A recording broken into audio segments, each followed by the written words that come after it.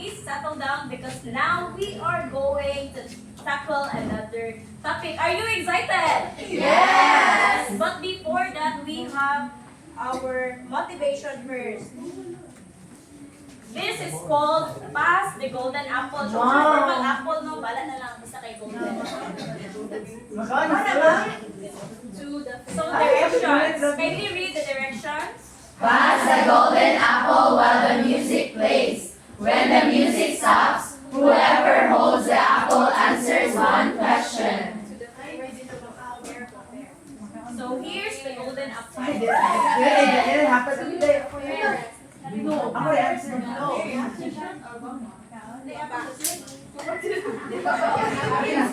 Init, alam. Okay, you can now pass the golden apple. Gutom ko ako. Alam na. Oh, di ba?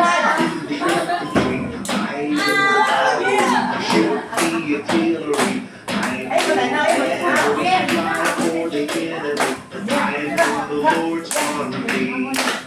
gutom ko. Eh, wala nang gitari na yan. Kindly stand up. So, the question is, what do you think causes fights? Again, what do you think causes fights? I believe misunderstanding causes a fight. Okay. Lord's army. Ay, wala na. I am in the Lord's army. Okay,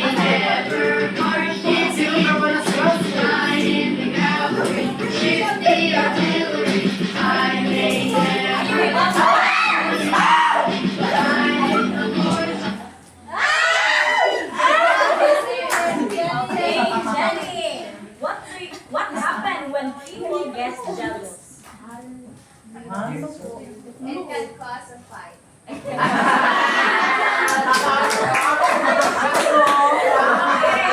Thank you, Jenny. You may now pass the golden apple.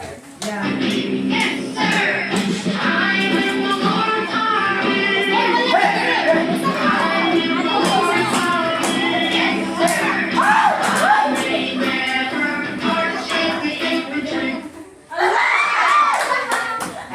So the question is, Oh, sorry. who should be called the fairest in the class and why? Ay, fair. Except Ronan. Ay, para. Of course. Who's the fairest? Of course, me. Except Ronan. Except Ronya. Except Ronan.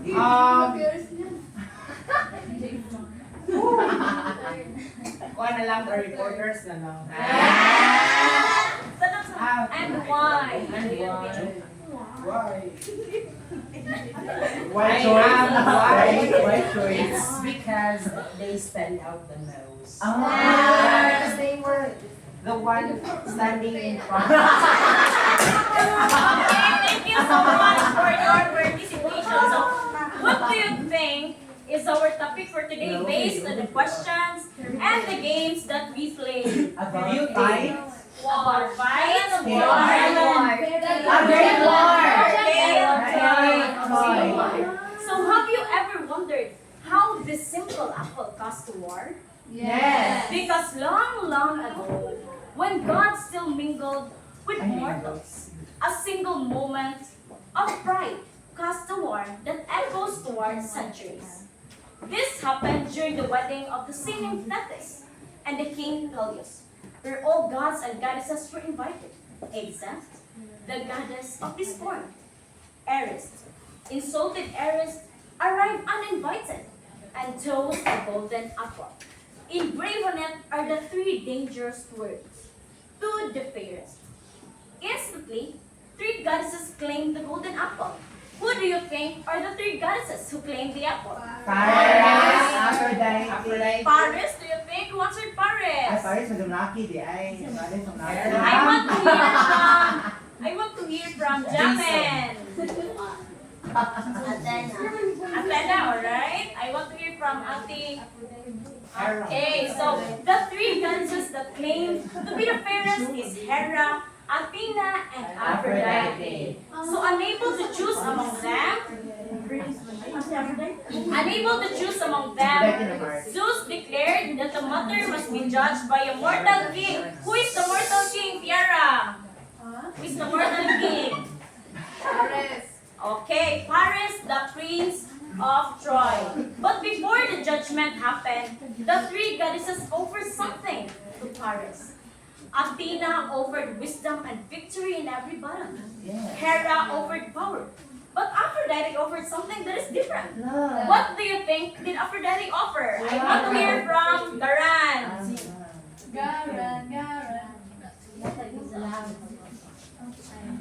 She give the woman. Yeah, the love. She promised the love of the world's most beautiful woman, Helen of Troy, a face that launched 1,000 ships. So months have passed, guided by Aphrodite. At that time, Paris gave the golden apple to Aphrodite. At that moment, the fate of Troy was sealed. Months of months, guided by Aphrodite, Paris traveled to Sparta, wherein Helen lived, with his husband King Menelaus. Helen lived with Troy and Helen lived with Paris and sailed to Troy. When King Menelaus discovered this, rage consumed him. He called upon the Greeks. Under the leadership of King Menelaus' brother, Agamemnon, they built a mighty fleet and sailed across, igniting the beginning of the Trojan War. For 10 long years, the Greek camps along the shore of Troy. The world watches as heroes rose and fell. On the Greek side stood the unmatched warrior, Achilles, whose presence struck fears into the Trojans, and Odysseus, who's cunning and quick-minded, and Ajax, a giant of courage and strength. But Troy answered it with its own champion, Hector, a noble and fierce warrior, and Paris, whose single choice brought two worlds into conflict. So the battle continued, and then, what do you think happened next? Great war. What, Yara? But before that, so the trouble started at the Greek camp. Because Achilles insulted Agamemnon. Because Agamemnon took Achilles' braces, which represents honor. So Achilles refused to fight. So the Greeks began to lose hope because without their greatest warriors, so they will lose the battle. So to help them, Patroclus, Achilles' beloved companion, wore Achilles' armor and led the charge. But Hector killed him. And when Achilles knew about this, grief turned Achilles into a storm. He returned to battle unstoppable. And when he met Hector again, he killed Hector. Rage consuming, he dragged Hector's body around the walls of Troy. Yet, when the grieving King Priam asked for his son's body, Achilles' heart softened, reminding the world that even the greatest warrior could show compassion. But later on, Achilles died because he was struck in his vulnerable spot. His heel by an arrow fired by Paris and guided by Apollo, Achilles died. So what do you think is the reason? Why is Achilles' heel known to be the vulnerable spot of his body? Yes, Miss Angel Campuso, I want to hear your answer. I'm sorry, I have no idea. Okay, let me pick another one. What about Hazy Day? Ano, nalilingo mo namin. Dali na. Wala kayo ba? Okay. Okay, 94 here. Very good job, man. When he was a baby, his where his body ano na invisible, but his heel is mo may gawiran sa mamangwa na di so isa na vulnerable part sa labas. Oh, stop na lang. Oh, let us give Gavin one clap. Because when Achilles was a baby, his mother Thetis wanted to grant him protection. So, iyang gidip si Achilles sa river of Styx. For example, kini si Achilles, mo niya tiil, yung heel. Gidip niya. So, that's the tiny part of that body did not touch the water. So, that's what makes him vulnerable. Idea sila, no? So, much of that, with Achilles gone, the Greek turns into cunning instead of strength. But Odysseus suggested a plan. Odysseus suggested that they cannot win by force, but they could win through deception. So following his plan, the Greek built a giant wooden horse, hollowed inside to hide their group or bravest soldiers. And then they left it at the gates of Troy as a gift and pretended to retreat.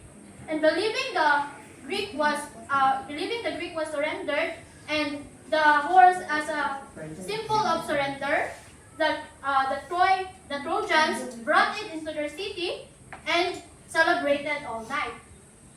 After hours of celebrating, the Trojans became drunk and fall asleep. And then, so Odysseus signaled the armies to climb out of the wooden horse, and then they opened the gates of Troy so that the other Greek armies could come in. And then, finally, they started their plan. They burned the city of Troy, and then they defeated the other Trojans. And then they have found Helen. And then they found Helen, who King Menelaus have found. And then believing that Troy was defeated, they all sailed back to Sparta.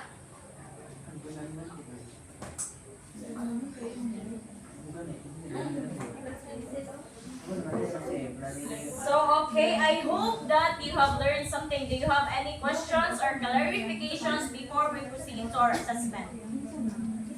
Helen. That is Helen and King Menelaus. Dahil ang nasa Correct now movie. name? Ma'am, si Jessa. Okay. Jessa, diba?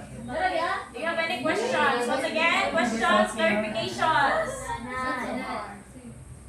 Nasabtan na rin yun? Yes. Okay, so I have here a question. So, what moral lesson we can learn from the Trojan War? Anyone wants to volunteer? Wala. Ay, wala man. I want to hear from Leslie. So I think the biggest lesson since the fight was over because of the I think they should use their brain rather than their Okay, I want to hear from Miss Iscanio. Helen.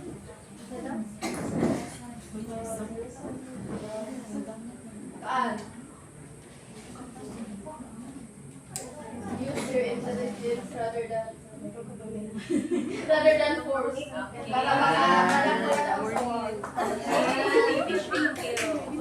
So we will now proceed to our Can you please read the number 1? Pride and anger control decisions can cause big problems.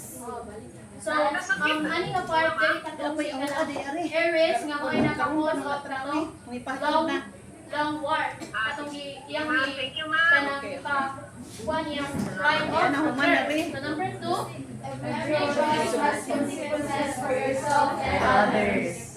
then number 3, Facing challenges successfully requires both courage and smart planning. then number 4, Loyalty and integrity build trust and strong strong relationships. The number 5. Difficult experiences can teach us valuable lessons.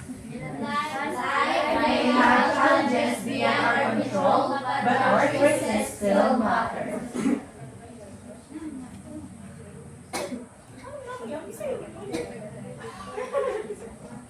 Okay, so our assessment, I will just read the description and all you have to do is to name the character that being described. Am I clear? Yes. Okay. First question. He was the prince of Troy, known Pares. as its greatest warrior and defender. Pares. Hector. Hector. The answer is Hector. So I will just go name na lang kay maglalahi mo mag-answer. So, the Trojan prince who took Helen from Sparta. Hannah. Of Paris, correct. The goddess of discord who threw the golden apple that started the conflict. Hera. No, this was a warrior. Eris. Oh, Eris, the goddess of discord. The goddess who promised Paris the most beautiful woman. Brazil. Correct. So next, the king of Sparta and husband of Helen. King Menelaus, correct. The goddess of wisdom who promised Paris victory in every battle. Jamen. The woman whose beauty sparked the Trojan War, known as the face that launched a thousand shields. The greatest warrior whose only vulnerable spot was his heel. The greatest hero known for his intelligence and the mastermind. Okay, Jason. The greatest warrior and most loyal friend of Achilles was death enraged him. Di. No? Di.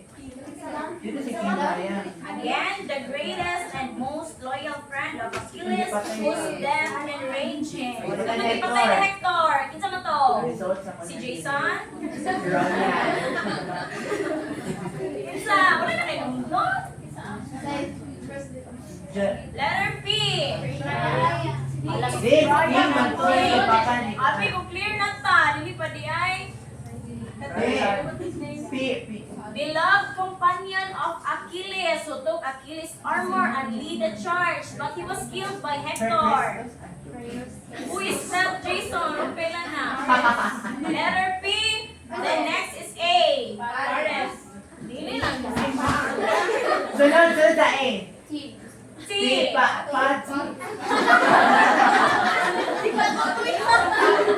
Again. Patrios mo no? Patrius, no. What? No. P-A-T man yun. Again, listen to the Asa description. ilasan? Letter S. Patrias. A beloved companion of Achilles who took Achilles' armor and lead the charge, but he was killed by Hector. Patro. Patrios.